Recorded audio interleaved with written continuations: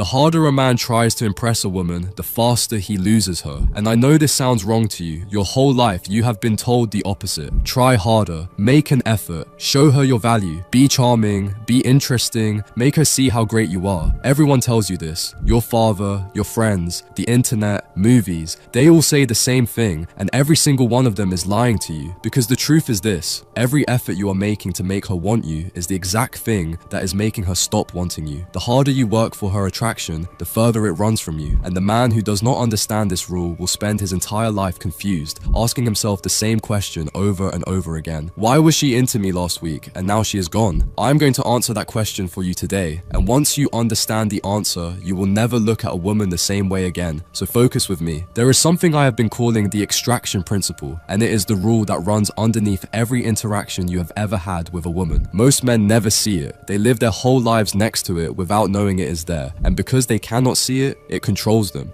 The principle is this: a woman's attraction is not built by what you give her. It is built by what she had to pull out of you. I want you to read that sentence again. Her attraction is not built by what you give. It is built by what she had to extract. The same laugh, the same compliment, the same hour of your time, the same affection has two completely different values in her mind, depending on how she got it. If you handed it to her, it is worth nothing. If she had to pull it out of you, it is worth everything. The thing itself does not change. The thing is the same thing. What changes is the price she paid to get it, and the price is what decides the value, not the thing. This is a rule I want you to remember for the rest of your life, because once you start seeing the world through this lens, every confusing thing that ever happened to you with a woman is going to make sense. Now I want to explain to you why this is true, because if I just tell you, make her work for it, you will hear that and forget it by tomorrow. I want you to understand the why, because the why is what will stay with you. Here is what is happening inside her that she herself does not even know is happening. Every second she is around a man, her brain is doing math in the background, in a part of her mind she does not have access to. And the math is one question, asked over and over. What did this man cost me? That is it. That is the whole calculation. Her brain is pricing you in real time, the same way your brain prices everything else in life. Because here is something most men never stop to think about. A human being does not value what they got for free. This is not about women. This is about every human being on this planet, including you. Think about it for a second. Think about the things in your own life that you fought for, the things that cost you, the things you had to sweat and bleed and wait for. Now think about the things that came easy. Which ones do you actually care about? You already know the answer. The free ones disappeared. The expensive ones you still remember. And I want to give you an example of how deep this goes in the human brain, because this is not even about women. This is about you, me, every person on this planet. Imagine two tables. The same table, same wood, same color, same size, exactly identical. The first one, you walk into a store, you pay for it, the guy carries it to your car, you put it in your house. Done. The second one, you buy it in pieces, you bring it home, you spend 2 hours on the floor with a screwdriver, putting the legs on, screwing the top down, dropping the screws, getting frustrated, finally finishing it. Same table, same exact table. Now here's the strange part. The table you built with your own hands, you will love it. You will look at it differently. You will defend it. If your friend comes over and says, this table is a little crooked, you will get annoyed. You built that table. It is yours. The store-bought one, you will not even notice it. It is just a table. The day it breaks, you throw it out and buy another one. You feel nothing. Same wood, same color, same size. The only difference is your hands touched one and they did not touch the other. This is how the human brain works. We love what we built. We do not love what we were handed, even when the thing itself is identical. Now think about what this means for a woman and a man. A man who hands a woman everything, his attention, his time, his laugh, his approval, all of it ready, all of it the second she shows up. That man is the store-bought table. He arrived already built. She did not put a single screw in him. Her hands never touched him. And no matter how good that man is, no matter how beautiful or smart or kind, her brain cannot make her love him because she did not build him. He was just there. But the man who made her work, the man she had to assemble piece by piece, the man whose laugh she had to earn, whose attention she had to pull out of him, whose approval she had to fight for, that man is the table she built with her own hands, and she will defend him to her last breath. Not because he is a better man, but because her hands touched him, and the brain protects what the hands touched. This is the law you are breaking every time you try to impress her. You are robbing her of the chance to build you. You are showing up pre-assembled and then wondering why she does not love the furniture. Now I want to take you a layer deeper, because there is something even darker going on under all this. When a man is trying to impress a woman, she can feel it, because performance has a specific shape, and her brain has been reading that shape since she was a little girl. She does not have to think about it. She just knows. knows. And the shape is this.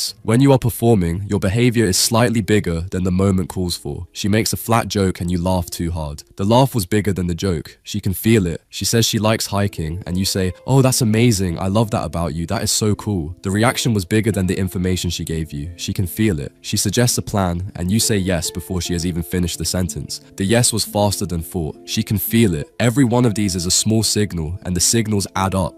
And what they are telling her all together is this man is working. He wants something from me. He is trying to be liked. The second she reads that signal, something shifts in her. You stop being a man to her. You become a performance she is watching. And nobody is attracted to a performance. They can enjoy it. They can be entertained by it. But attraction is a different thing entirely, and performance kills it on contact. And there is one more thing I want to tell you, because this is the part that should hurt the most. When you try to impress a woman, you put her in a higher position than yourself, without realizing it, just by trying. Think about who tries to impress in life. The man in a job interview, the man auditioning for a part, the salesman pitching the customer, the applicant. Every single one of these people has one thing in common. They do not have the thing yet. They are trying to get someone above them to give it to them. So the second you start trying to impress a woman, you have automatically cast yourself in that role. You are the applicant. She is the judge. You are below. She is above. And here is the rule that will haunt you for the rest of your life if you do not understand it. A woman cannot want a man she is sitting above. She can like him. She can enjoy his company. She can think he is sweet, kind, funny, smart. She can tell her friend, he is such a great guy. But want him? No. Want only flows in one direction, downward. A woman wants a man she is looking up at. The second she is looking down, the door is closed. And the worst part is, you closed it yourself. With your own hands, by trying to impress her. And here is something even stranger I want to tell you. There is a chemical in your brain. It is the chemical that makes you want things. Want food, want sex, want a girl, want anything. Now most people think this chemical fires when you get the thing you wanted. You want the food, you eat the food, the chemical hits, you feel good. This is wrong. The chemical does not fire when you get the thing. The chemical fires when you get more than you expected. Read that again, because this is the secret to everything. If you expect something and you get exactly that thing, the chemical barely fires at all. Your brain just shrugs. Yeah, I knew that was coming. But the moment something happens that you did not predict,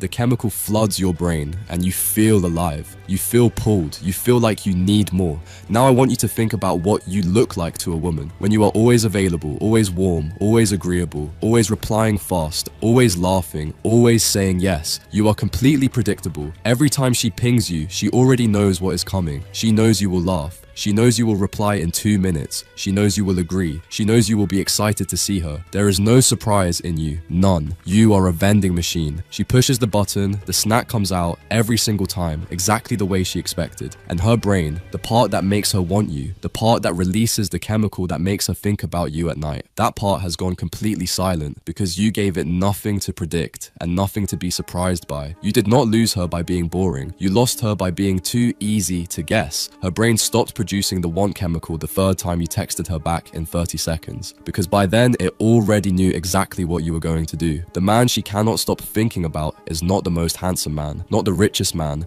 not even the most charming man. It is the man she cannot fully predict. The man who is sometimes intense and sometimes distant. The man whose laugh comes when she did not expect it. The man who replies in 5 minutes one day and 5 hours the next because his life is his own and he is not sitting there waiting for her. That man, her brain cannot stop watching because every interaction with him might be a surprise, and the might be is what produces the want. The man who hands her everything killed the might be, and when the might be dies, the want dies with it. Now let me show you what this actually looks like, because I do not want you to leave this video with theory. I want you to leave with something you can see. Imagine a man at a coffee shop. He is sitting with a girl he just met. She is telling him she just got back from Spain. Watch the first man. The second she mentions Spain, his whole face lights up. No way. Spain is incredible. I love Spain. I went there 2 years ago. Where did you go? What did you eat? You have to tell me everything. His voice is up. His energy is up. His attention is locked on her face. The next 10 minutes are going to be him asking questions designed to keep her talking.